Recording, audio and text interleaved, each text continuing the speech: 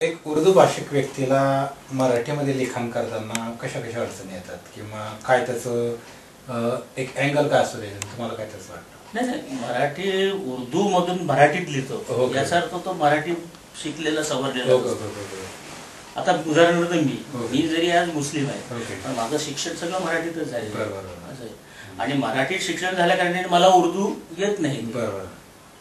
तुम्हाला सांगतो मी, आणि तुम्हाला सांगतो या वयात मी आता उर्दू स्वतः शिकलेलं आहे.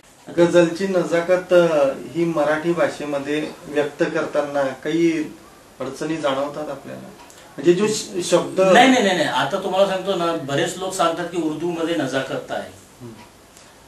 बरेच लोक सांगतात अरे उर्दू की बात और आहे म्हणतात तर उर्दू मध्ये, पण ती नजाकत मराठीत सुद्धा आहे. मराठीत नाही असं तुम्ही समजूच नका. आणि ते हे लोकांचा जो गैरसमज आहे तो आपले सुरेश भटांनी तो खोडून काढला आणि खरोखर आहे नजाकत.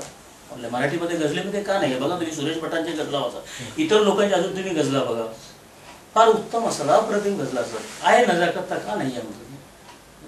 पण तुम्ही जे सोप्या पद्धतीने ती गझल आणली आणि फेसबुकच्या माध्यमातून गझल चांगल्या प्रकारे तुम्ही लोकप्रियता केली, तर यासाठी तुम्ही काय स्पेशल काय प्रयत्न केले का किंवा काय तुम्हाला कशा पद्धतीने असं जाणवलं? नाही नाही, आता गझल हे तर मी अनेक वर्षापासून लिहितोय. Okay okay. अनेक वर्षापासून, म्हणजे आता फेसबुक माध्यम आहे म्हणून मी गझल लिहितो किंवा गझल कुणाला शिकवतो, मी कुणाला शिकवत नाही. माझी गझल लोक वाचत वाचत शिकत असतात.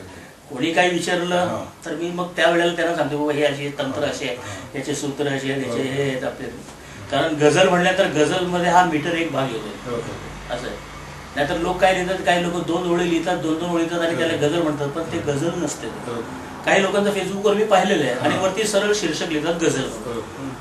मग मी त्याला कमेंट्स देताना त्या फेसबुकवर कधी कमेंट देत नाही त्याला, मी त्याला प्रायव्हेट त्याच्या मेसेज बॉक्समध्ये टाकतो की अरे बाबा तू हे लिहिलेलं आहे, हे गझल लिहिलंय, हे गझल नाही आहे, लक्षात ठेवलं. मी मुद्दाम त्याच्यावर का की तुझा इन्सर्ट होऊ नये म्हणून मी म्हटलं त्याच्यावर मी तुला सांगा तुझा पर्सनल मेसेज बॉक्समध्ये मी तुला सांगतोय तर हे चुकलेलं आहे तुझं. मग काही लोकांचं समजा त्याच्यामध्ये गझल नसेल तर त्याचे सगळे भाव, त्याचे सगळे विचार, मग मी समजा त्यावेळेला मोकळा असेल किंवा काही काम वगैरे असेल तर मी त्याचे मग शब्द काय करतो ते बघतो बाबा ह्याचे हे विचार ना, त्याला व्यवस्थित गझलेमध्ये मांडतो आणि म्हणलं ही आता तू पोस्ट कर आणि ह्याला तू गझल लिहू शकतो म्हणतो.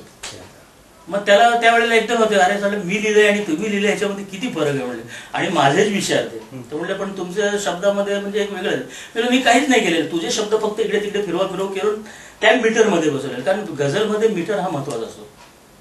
कारण गझल समजा आता तुम्ही पहिली ओळ ज्या वृत्तात लिहिलेली आहे, दुसरी ओळ तिसरी ओळ अशी शेवटच्या ओळीपर्यंत ते वृत्त आपण हाताळले पाहिजे. रदीफ काफिया म्हणजे यमक अंत्ययमक असं आहे. आता उदाहरणार्थ समजा गझल समजा एक आहे समजा की माझे असून सारे मी एकटाच येथे, माझे असून सारे मी एकटाच येथे, गोतावळ्यात कैसा मी वेगळाच येथे. आता येथे कसं वेगळाच येथे आणि एकटाच येथे जो आहे हा यमक आणि अंत्ययमक. येथे येथे हा अंत्ययमक सारखा त्या गझलेमध्ये येत जाणार आणि वेगळाच आहे, एकटाच आहे, साईलाच आहे वगैरे हे याचे वेगवेगळे हे याला आपण यमक म्हणतो आणि तो येते जो आहे तो अंत्ययमक. तंत्राच्या पलीकडे जाऊन नवीन प्रयोग काय होत आहेत मराठी गझलमध्ये? मराठी गझलमध्ये नवीन प्रयोग तसं बघायला गेलं तर अजून बरेच असे वृत्त आहेत गझलेमध्ये की अजून ते बरेच गझलकारांनी हाताळलेले नाहीये. उदाहरणार्थ म्हणजे आता बरीच उदाहरण, कारण गझलमध्ये बरेच तंत्र असे की मी स्वतः सुद्धा अजून त्या छंदापर्यंत मी स्वतः सुद्धा पोहोचलो नाही. कारण माधवराव पटवर्धनांचं जे छंदोरचना म्हणून मी पुस्तक वाचलं होतं तर त्याच्यामध्ये जेव्हा मी छंद पाहिले की अरे बापरे म्हणलं हे वेगळंच छंद आहे, आपण याच्यावर लिहिलं नाही किंवा कुणाचं मी सुद्धा वाचलेलं नाही. इतके म्हणजे खूप दुर्मिळ छंद त्याच्यामध्ये मला सापडले ते, आणि त्याच्यावर लेखन म्हणजे व्हायला पाहिजे ते असं. आणि बरेच लोकांचं कसं एक ठराविक एक टायटल किंवा ठराविक डोक्यामध्ये एक कल्पना ठेवून त्या तेवढ्या वृत्तातच लिहिण्याचा प्रयत्न करतात.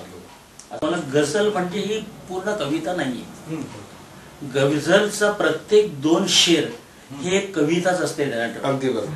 प्रत्येक 2 शेर हे कविता असते. आता तुम्हाला सांगतो मी, पहिली ओळ जी असेल तुमची प्रेमावर असेल, बाबा सॉरी पहिला शेर प्रेमावर असेल तर तुमचा दुसरा शेर एकदम विराहावर सुद्धा जाईल, तिसरा शेर तुमचा राजकारणावर घेऊन जाईल किंवा तत्वचिंतनावर सांगतो ना, चौथा शेर तुम्हाला आध्यात्मिकता घेऊन जाईल असं आहे. त्याच्यामध्ये गझलेमध्ये ही सवलत आहे. कवितेमध्ये नाही, कवितेमध्ये जर तुम्ही एक प्रेम विषय घेतला तर तो प्रेमच पूर्ण प्रेम भाव हेच फक्त त्याच्यामध्ये असतो. पण गझलमध्ये तसं नाही आहे. इथे ते गझलमधला एक शेर आहे बघा की माझे असून सारे मी एकटाच येथे गोतावळ्यात कैसा मी वेगळाच येते. इथे पुढे शेर मी काय लिहिलंय की बेफाम पोहण्याची ती हौस पूर्ण झाली. बेफाम पोहण्याची ती हौस पूर्ण झाली, भिजलो तरी जळी या मी कोरडाच येथे. तर म्हणजे कसं आहे आता बघा इथे बघायला गेलं तर शेर एक वेगळ्या अँगल मध्ये घेऊन गेलेलं आहे तुम्हाला असं आहे. आणि ह्याच्यामध्ये कसं असते गझलेमध्ये अलंकारित भाषा, अलंकारित भाषा आहे वेगवेगळी. तुम्हाला आता मी पोहण्याचे लिहिलेलं इथे आणि परत कोरडा लिहिलेला इथे. म्हणजे बघा तुम्ही कुठल्या कुठे जातात, भिजलं आहे पण मी भिजून असून सुद्धा कोरडा आहे.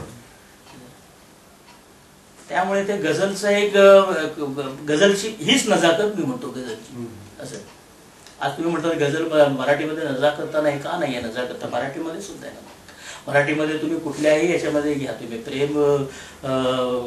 प्रेम या विषयाला अनुसरून सुद्धा गझल आहे नजाकत त्याच्यामध्ये का नाही. आता सुरेश भटांची तुम्ही बघा ना ते गझल, केव्हा तरी पहाटे उलटून राहत गेले, काय त्याच्यामध्ये काय नाही नजाकत नाही. हा ते अजूनही काय बघा, पहाटे पहाटे मला जागा आली, काय नजाकत तर नाही. बोल ना तुम्ही उर्दूला कम्पेअर काय करता मराठी बरोबर. नाही, सांगायचं तात्पर्य आहे की नवीन लोकांकडे त्या पद्धतीने नाहीये की आम्ही जुन्या ज्या लोकांच्या ज्या रचना आहेत त्याच रचना ऐकल्या जातात असं एक. नाही त्याच त्या ऐकल्या जातात ही गोष्ट वेगळी आहे. पण काही रचलेले लोक आहेत ते वाचतात सुद्धा ना. तुम्ही असं समजू नका की नाही वाचत वगैरे आहे ना ते.